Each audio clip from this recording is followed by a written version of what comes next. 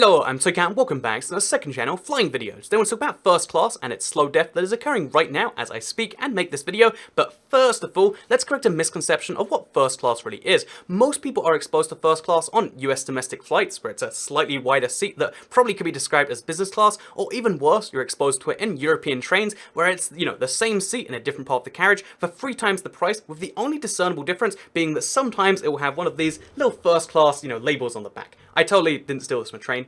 I stole this from a train, I'm sorry. But this is the luxury of first class in the train in Europe, and this is what a lot of people know first class as being. Just like, oh, it's a little tag that says, look, I spent more money on something. But the actual aspiration of first class, the ones people care about, are on international flights. International first class is the thing that is known as one of the most luxurious and aspirational and, just high-end experiences you can have while traveling. It's one of the very few, expensive things you can do before flying private, and as a result of that, it's very luxurious, and the high luxury leads to a very high cost. There is a, the average cost for a round-trip first-class flight regularly exceeds $10,000, and as a result, a very small percentage of travelers can even consider first class. And as a result of this, there are very few first-class seats on any plane. Even the biggest first-class sections rarely exceed more than 10 or 14 seats. And interestingly, this leads to a weird situation where, despite charging tens of thousands, or in the case of the ticket we're talking about today, a flight from London to Japan direct with British Airways, if I bought it today, would cost £9,595. That's $13,000 roughly.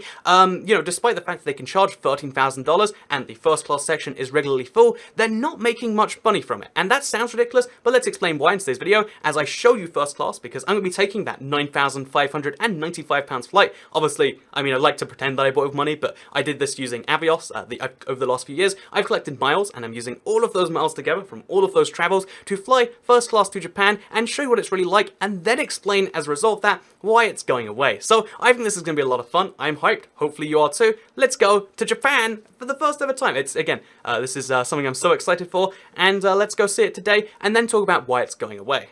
So the first part of the experience is the first part of the terminal here. It's a very, I would say, opulent or luxurious part of the thing. And basically, instead of going to a normal check-in desk and instead of going for normal security, there's like a special area where there's, I'm assuming something's behind there. I've never actually seen it. So let's go right now, Jeremy. Look, Jeremy, the special seats. Some form of red juice. It is good. Yeah. See that over there? Leads to the millionaire door. So after checking in with one of the many first-class dedicated desks, which, by the way, they get very confused when you don't have any bags. I only travel carry-on, and you get a bunch of free bags. They're like, "You sure? Zero? You sure that's right?" You get to see some first-class art, as you can see, very fancy, very art, both the things you want in that first-class area. And then there's also a dedicated security area. This is not just fast-track security like you see at some airports. It's a dedicated first-class security. It's got those nice little gold opulent lights there, and it leads to something I find interesting called the millionaire's door. So in the UK, airports are privatized and they're expected to make their own money. They largely do this by selling, like duty-free goods, and there's a Gucci in this airport, for instance, and the cost to the airport having the first-class passengers not go through that and instead be able to go straight to the lounge. The door, it's called the millionaire's door, is about £1 million a year. So British Airways pays the airport, Heathrow, one of the biggest in the world, $1 million every year just for first-class passengers to be able to go through this door, and that's why I'm excited to go. So we're going to skip security because filming that gets you in bad places. I'm going to go see what this door's all about. So that was actually an absurdly nice security, but they warned me quite a few times, like, don't record over there. And in fact, the woman even came up to me and said, "Oh yeah, are you vlogging? I was very confused by that question. But yeah, as you can see, after a very nice security, one of the nicest I've ever seen, you go through a nice little hallway. I don't know what the purpose of this quite is, besides to just look nice and draw your eyes into some European Union logos. Is that what they are, Jeremy? They are, right? They're EU logos. Perfect thing in London at this time of year. And some union too. So yeah, after this you get to the welcome sign and you get into the first class lounge, which is where we're going today, because that's a key part of it. Straight from security into the lounge. Boom.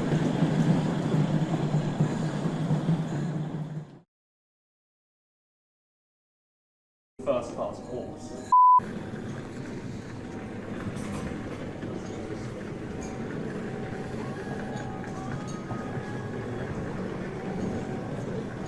So one of the first nice things you get to see is the terrace area. So this is like a outside-inside area. Like if you look up, we're technically inside, but it doesn't feel that way.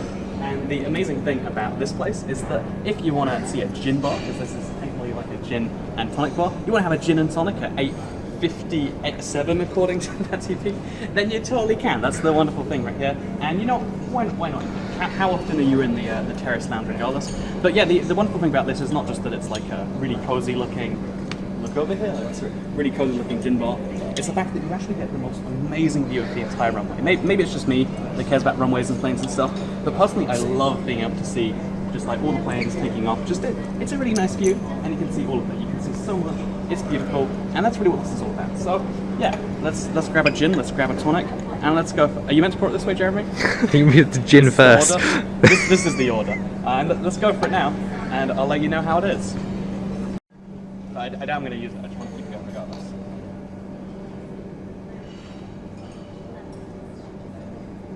Is that an appropriate amount?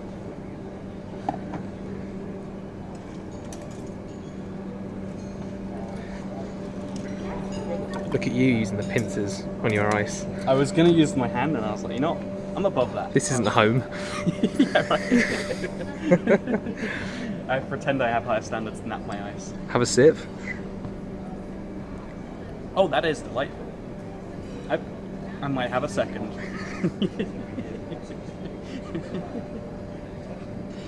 It's seriously good though. Like, do you want to try, Is it Jeremy? good? I'm gonna make my own.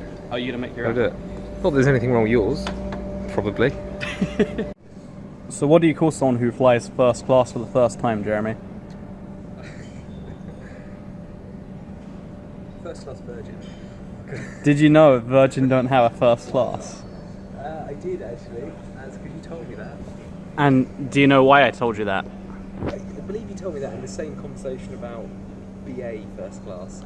Exactly, because BA is one of the very few airlines to still have first class, which is why this video can exist. That's what the whole video is all about. That wasn't what you told me. Ah. You told me that it was the best business class in the world. That is... See, yeah, they have a first class, but it's just the best business class in the world. Like, and it is a solid business class, right? If this was a BA sponsored vlog, but it would be the worst. They asked if I was sponsored by BA, basically, and I kind of regret not saying yes, because I feel like there might have been some benefits to that. If we get really good service now, do we have to blame it on the fact that BA knows that I'm vlogging? Should I just accept that fact and just move it? Answer the question. I can't remember what you told them. I said something very non-committal. Kind of vlogging on behalf of them. Yeah. She accepted it. And then we moved on with our days. That's an awesome, some random guy turning up with his luggage, vlogging on behalf of kinda BA. I like to believe it says that on the ticket, you know, like kinda sponsored by BA. So you might have noticed I've looked a little bit rough for the last part of this travel vlog, and that's because I was up all night last night. I've been slowly trying to adjust to Japan time, and one of the wonderful things about the first class lounge is it comes with a bunch of showers. There's something like 20 something, and they're all, you know, pre-prepared. They've got a nice little shower over here with one of those, what is it called, like the waterfall, the rain heads. It's a nice little shower head. Comes with the towels, comes with everything you need to have a great shower, so that just before your flight you can go on fully refreshed. And given that one, I was up so long, you know, last night just kind of doing nothing, and two, I'm going to be going from an 11-hour flight straight into staying up all day in Japan. This is going to be just what I need. So let's get back here in a second once I'm actually feeling refreshed. And I've got a new, not just IBX Toy Cat t-shirt on. And I cannot tell you how good that feels to have showered in an airport, because, you know, even though it's a fairly normal shower, you can look at, like, weird stuff like an orange spot on the ceiling and be like, oh, it wasn't the perfect first class shower. Being able to shower before a flight feels pretty good. I'm going to go into that feeling 100% fresh. I've never showered literally an hour and a half for a flight before, because it's never been possible until right now. So, love that, to say the least. And let's go experience the rest of the lounge now.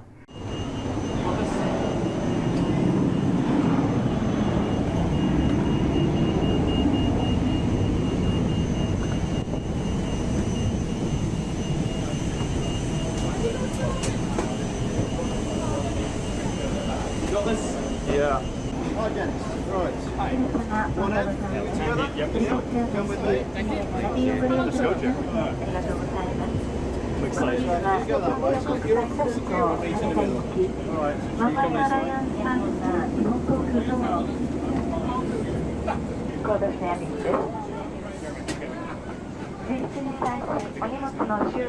Thank you very much. Come on board. Thank you.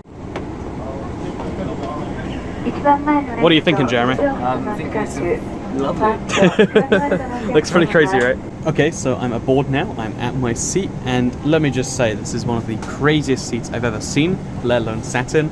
And let's kind of dive into why that is. So, first of all, we've got crazy leg room, as you can see, stretching my legs all the way out. I still don't use all of this space because it's designed to have a second person be able to sit there, so you can have like a business meeting. They've got a seat belt, so you can even do it during turbulence. What a wonderful little thing. This also turns into a footrest if you move it down, so you can have a footrest like that. Again, just a smart little thing like that. Then as well as that, you've got a lot of storage over here, like just things you can put there if you want to. A little cute light over there, a TV that pops out or can be hidden away. So if you want to stare at the blank wall, which sometimes you don't want to stare at screens when it's dark, that's wonderful. Like they've thought of a lot of different things here. The way the table is done is really clever as well, where it kind of hides in this compartment until, okay, I'm gonna whack my own glass here. I've been on the plane for a while. It's been a little bit of a delay here, but basically, as you can see right here, you have to like press it out, but when it does come out, it's a huge table if you want it to be. So if you like having dining space, which personally I do kind of like, you have a lot of it right here.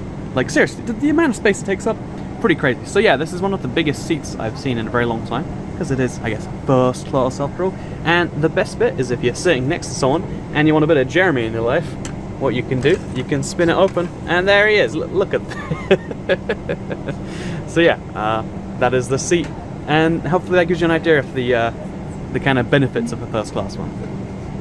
So one of the interesting things about first class, besides just the extra nice seat that you've already seen, is that the food is meant to be of the highest caliber on the plane. And I think that's definitely true, because I've never seen any meal like this on a plane. Have you?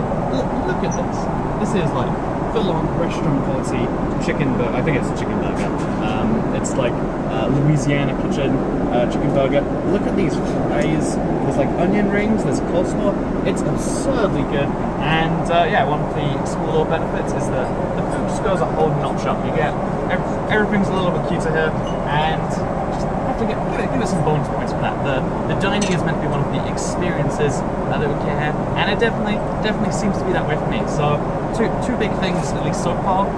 Seat is just bigger and better than even a business class one, and the food, this is amazing. I haven't seen anything great like this in a while on the ground, let alone in the sky. So I'm excited to eat a very generic but exciting meal. But yeah, actually, let's just do this.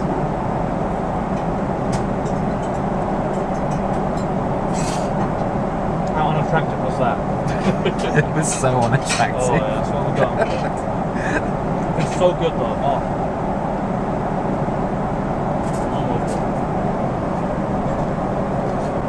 I've had a lot of okay meals in this flight so far. This is 10 out of 10. 10 out of 10. So a little bit after the food was done, the guy came around and turned the seat into a bed by putting a little blanket cover on there, and then also giving out a cover. And honestly, look at the space right here. It looks amazing, and it allowed me to sleep something like 5.5 hours, 6 hours uninterrupted, and go from having, like being 2 hours into a 12-hour flight to being, 3 hours to go on it. And that is quite something when you really think about it. Like, even though a lot of first class beds try to advertise themselves as true luxury and better than anything you'll ever see on the ground, and although it might look like that in theory, the fact that you're flying through a tube in the sky or whatever, at whatever speed, and the fact that you're pressurized to a certain amount, it's never going to be a perfect sleep. You wake up a tiny bit rough, but the fact that it can be any amount of just like uninterrupted, easy, one point to another sleep is kind of like taking a decent number of hours off the flight. It goes from being a 12-hour flight or a 10-hour flight into being like, you have a couple of hours, then some time vanishes, then you have a few more hours, and given that those hours are then more luxurious, it feels like a lot less. That's one of the real benefits of first class, the fact that you can acclimatize better to the thing. And even though, again, it's not going to be the best bed, and it's not going to work out value in terms of like, it's a hotel room when you think about it. No, it's going to be a very expensive hotel room that doesn't feel so great. But what it really is it's just like, if you have a certain amount, and it feels like, if you really want to acclimatize that much faster every single time, then it's, it really does have some solid benefits. So here's what it looks like, by the way, at this time of night. I'm going to slowly turn back into a seat at some point. But yeah, seeing the amount of space you have to yourself, and even though it's quite empty, because sometimes that's the case, it's quite nice. Actually, by the way, I should mention, the first class in this flight is something like half empty, half full. and that means that most of the seats looking backwards are just entirely empty.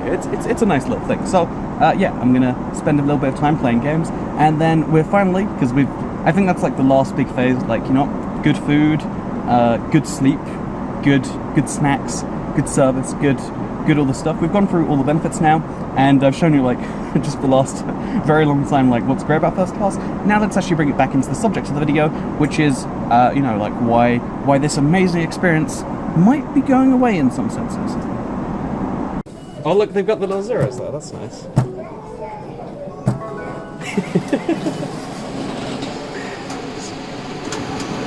have to hide it from the camera, but everything else you can see. And get this, look. I think you got to take the receipt first, right? Oh. It's like we just want to present you your money. It's amazing. I love it. That's social shareable content there, Jeremy. Hard evidence of how unbelievably efficient they are. So I'm not going to know, because I don't know what time it's meant to be here. You gotta. Did you not hear when they apologised that they were 20 seconds early? No, you keep telling me about this. They wrote a written apology. It was a big deal. I started recording way too early on this. At least our banter's in there. It's like a snake absorbing the platform.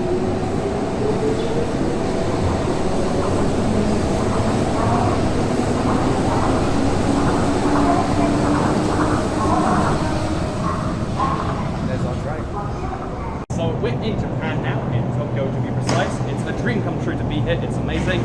In case you're curious, the last bit of the flight was super efficient too. Tokyo Haneda Airport, maybe we just got lucky, but literally we got off the plane onto a bus, an airport limousine. The airport limousine took us to the terminal, and it was 40 seconds to go from, you know, getting off the bus to being through immigration. Another 40 seconds, we're through customs, and we're in Japan. It's crazy, everything here blows my mind, I love it. But let's finish the point about first class, because I started the video saying first class is dying, and here's why, and then I've just spent the whole video saying, look how great first class is, look how luxurious it is, look how opulent and crazy this is. Maybe it even made you want to, you know, get first class one day in that dream lottery scenario, or maybe, you know, save up Avios, whatever it was. But why am I showing off a great product and saying this should exist? That doesn't make sense, right? But the answer actually comes down to economics. A little bit of economics, a little bit of marketing. First class is going away for two major reasons. It's got competition from the top, it's got competition from the bottom, and it's getting squeezed out because of that.